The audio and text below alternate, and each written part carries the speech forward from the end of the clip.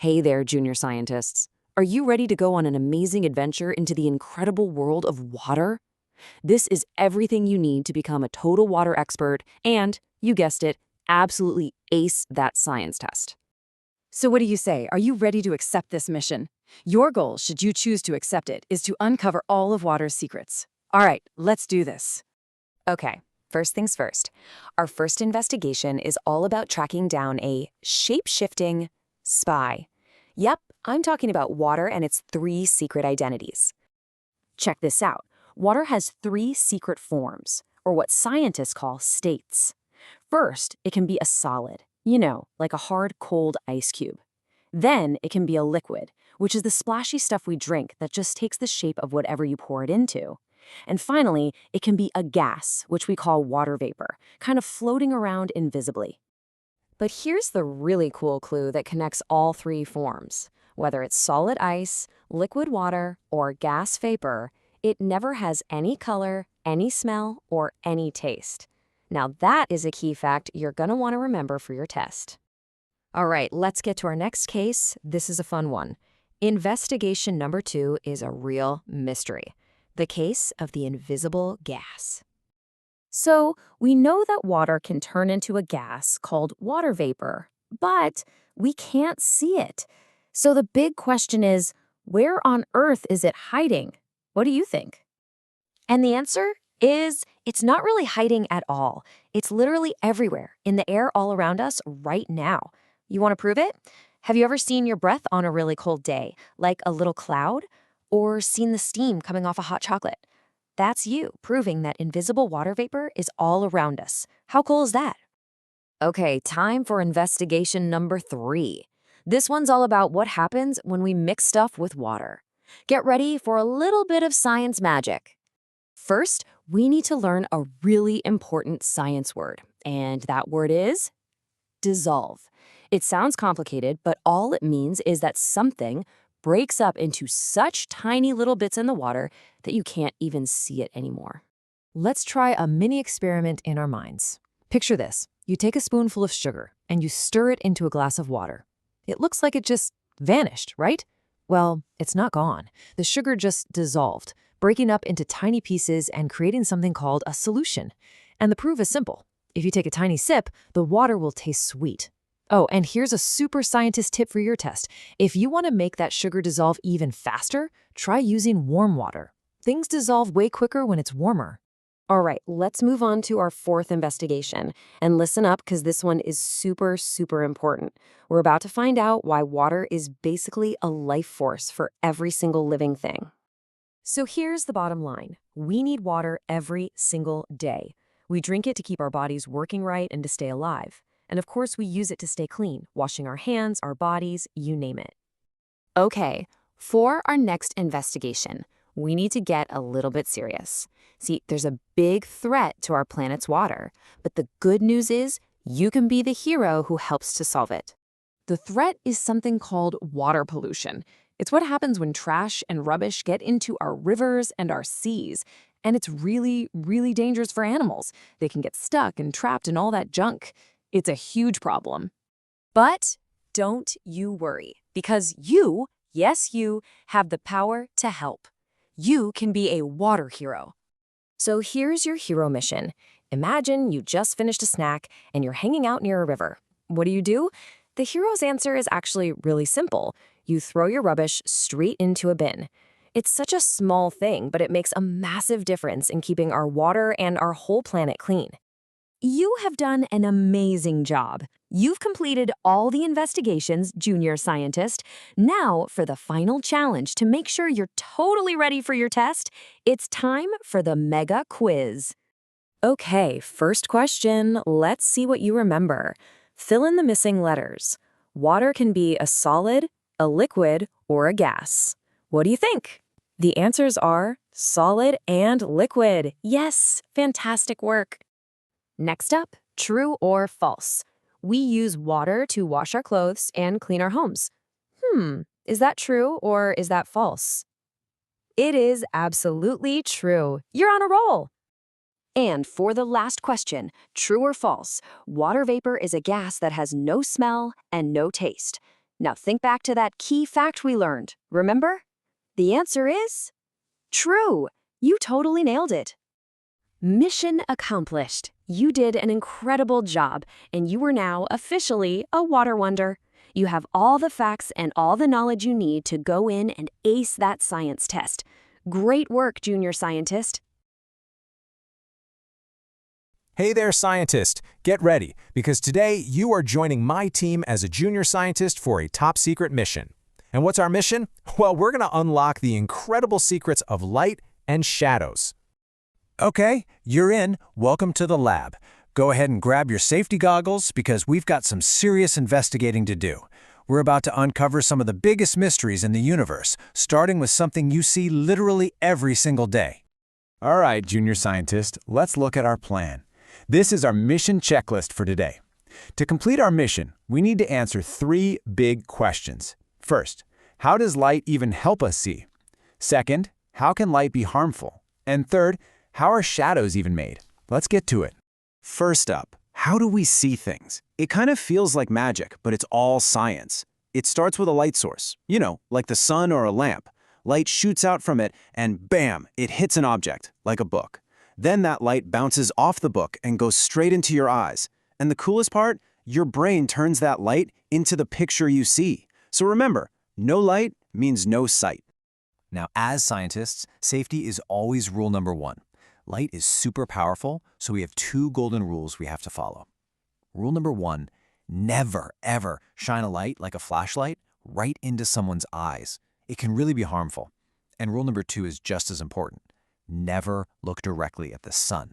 It is way, way too bright and can seriously hurt your eyes. Got it? Awesome. Okay, one objective down. Now for our final task, figuring out the mysterious world of shadows. So what exactly is a shadow? Well, it's actually way simpler than you might think. A shadow is just a dark spot that shows up whenever something gets in the way of the light and blocks it. Check this out. It's the perfect example. See the torch on the left? That's our light source. When it shines on that red Lego brick, the brick gets in the way. It blocks the light. And what does that make right behind it? A perfect shadow. See? Easy. Okay, time for a little brain teaser, junior scientist. Based on what we just learned, what do you think? Can you see a shadow in a room that is completely, totally pitch black dark? Think about it. And the answer is no way. You absolutely can't. Just think back to what we said. A shadow only happens when something blocks the light. So if there's no light in the room to begin with, well, there's nothing to block. You've got to have light to make a shadow. Now here's a super important rule about shadows. Just look at the slide. The shadow of the tree, well, it looks like a tree, and the shadow of the mug looks just like a mug. It's a simple rule. A thing and its shadow always have a similar shape. The shadow is basically a dark copy of whatever's blocking the light. Now for my favorite part, an experiment. Let's help out our fellow scientist, Jane. Here's what she's doing. 1, she's in a dark room with a torch. 2, she puts her hand right between the torch and a wall. And 3, she switches on the torch, shining it at her hand. Now here's something to think about. What do you think would happen to the shadow if she moved her hand closer to the torch? Okay, so what do you think is going to happen? Every good scientist makes a prediction. We call that a hypothesis. So what's your hypothesis? Thinking about everything we've learned, will Jane see a shadow of her hand on that wall? Yes or no? Go ahead, lock in your answer. And the result is yes, of course she will. Her hand is blocking the light from the torch so it can't get to the wall. And hey, here's a bonus secret for you. If she moves her hand closer to the torch, her shadow gets bigger. And if she moves her hand closer to the wall, it gets smaller and clearer. You should totally try that at home. You are doing an awesome job, junior scientist. We've nearly completed our mission. But before the final test, let's power up our brains with the vocabulary vault. Take a quick look at these words. Block, bright, dark, eye, harmful, enter, light, and shadow. Try to lock them in your memory. Okay, this is it. It's time to earn your official certification with the final lab exam. I'll read the questions and you fill in the blank. Ready? Number 1. We cannot see things when does not enter our eyes. Number 2. We can blank our eyes if we look directly at the sun. Number 3, a shadow will or will not be formed when there is no light. And number 4, we cannot see in the... All right, pencils down. Let's see how you did. Number 1 is light. We need light to enter our eyes to see. Number 2 is harm. We can harm our eyes, so safety first. Number 3 is will not. Remember, no light, no shadow. And number 4 is dark. We can't see in the dark. How'd you do? I bet you got them all right. Congratulations! Mission accomplished. You did it. You unlocked the secrets of light and shadows, and you passed your exam. That means you are now, officially, a certified light and shadow expert. You should be super proud of all your hard work today. So you're an expert now on how things can block light, but our mission never really ends, does it? What about things that don't block light but actually create it? Deep down in the ocean, there are these amazing animals called comb jellies that make their own glowing light. It's incredible. And that leaves me with one final question for you, my fellow scientist. If you could use that amazing power to build your own glowing invention, maybe like a plant that could also be a nightlight, what would you create? Keep thinking, keep asking questions, and never stop exploring. See you next time. All right, explorer, put on your adventure hat because we are about to go on an incredible journey right into the ground beneath our feet. Are you ready? Let's do this. So here's our mission for today. It's got 2 parts. First up, we're going to explore the amazing world of rocks. And then we're going to dig deep, really deep, to uncover the secrets of soil. And don't worry, we've got some special explorer quests along the way to make sure you're ready for any test. Okay, let's kick things off with expedition number 1, the world of rocks. We're going to figure out where you can find them, what they look like, and all the cool stuff we build with them. So first big question for you. I want you to really think about it. Where in the world can we actually find rocks? Are they just, in your backyard, or are they somewhere else? The answer is, they're literally everywhere. You can find them way up high on mountains and hills, deep, deep down at the bottom of the ocean, inside super dark caves, and right next to rushing rivers. Yep, rocks are all over this amazing planet. Okay, so we know rocks are everywhere, but they don't all look the same, right? Some are big, some are small, some are sparkly. So how do we become rock detectives and tell them apart? Let's check it out. It's actually super easy. To tell rocks apart, you just need 3 clues. First, check their size. Is it a huge boulder or a tiny pebble? Second, look at its color and pattern. Is it just one plain color, or does it have cool stripes? And third, what's its texture? How does it feel? Is it all rough and bumpy, or is it nice and smooth? So we can find them, we can sort them, but what's the point? What can we actually do with all these different rocks? Well, the answer is pretty much everything. It's amazing. We can become master builders. We use different rocks for different jobs. You know those fancy buildings? We use marble for that. What about super strong bridges that cars drive over? That's granite. The tiles on your floor? That's probably a flat rock called slate. And of course, we use shiny, beautiful rocks to make jewelry. And get this, even the tiniest rocks, like sand, are unbelievably important. Sand has a special ingredient inside called silicon. We use it to make glass, bricks, and concrete. But wait, it gets even cooler. Silicon is used to make the tiny little computer chips that power our TVs, our computers, and yup, even our phones. Wow, fantastic work on that first expedition, Explorer. Now, let's put down our rock hammers and grab our shovels. It's time for expedition number 2, the secrets of soil. But hold on a second. We've just spent all this time talking about big, hard, solid rocks. So where does soft, crumbly soil fit in? How is it even made? Okay, here is the top secret recipe. Over a very, very, very long time, things like rain, wind, and ocean waves are just constantly smashing against rocks, and they break off tiny little bits. These tiny broken bits of rock are called grains. And guess what? Those grains are what make up soil. So cool, right? So why is soil so important? Well, for plants, it's basically a superhero. It does 2 super important jobs. First, it's like an anchor, holding the plant's roots tight so it doesn't just blow away.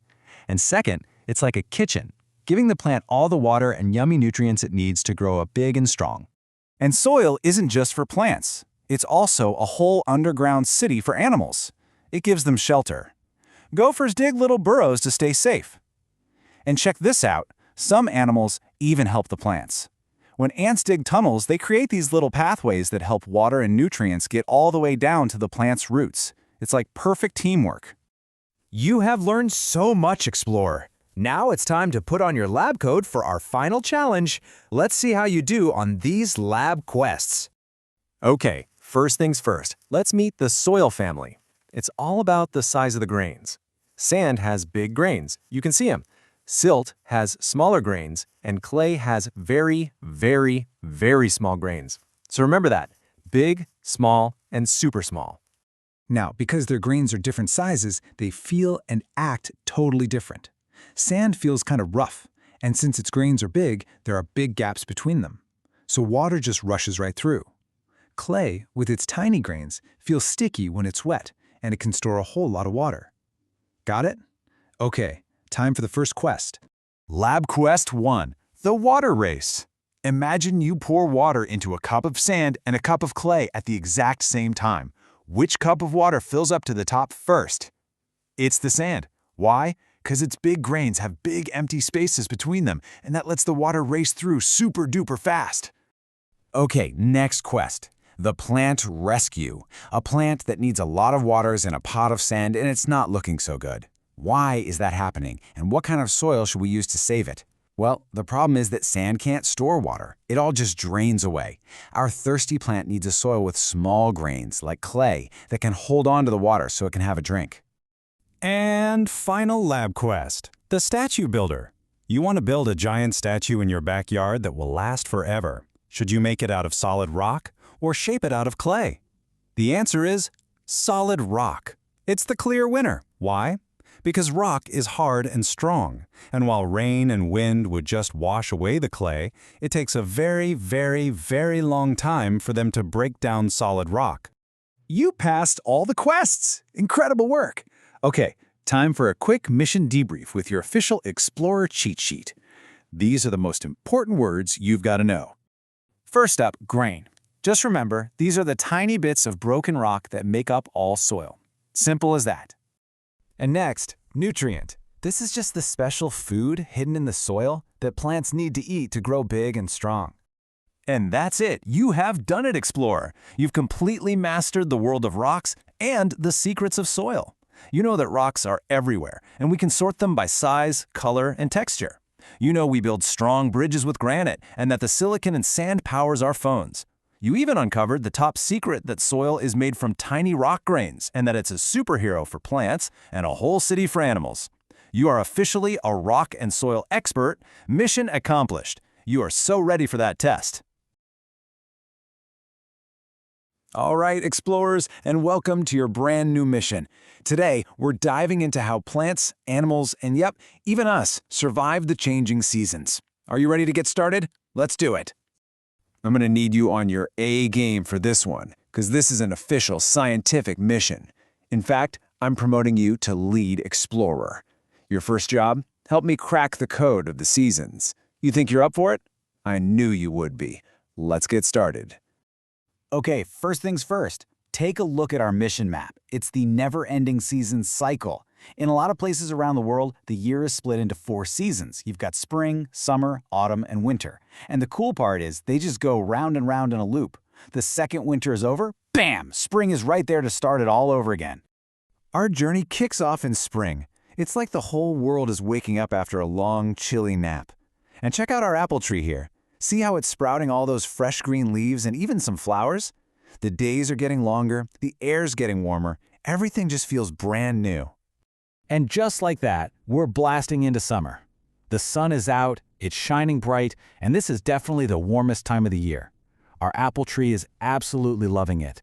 It's covered in these super bright green leaves, and it's working hard growing some yummy red apples for us. Whew!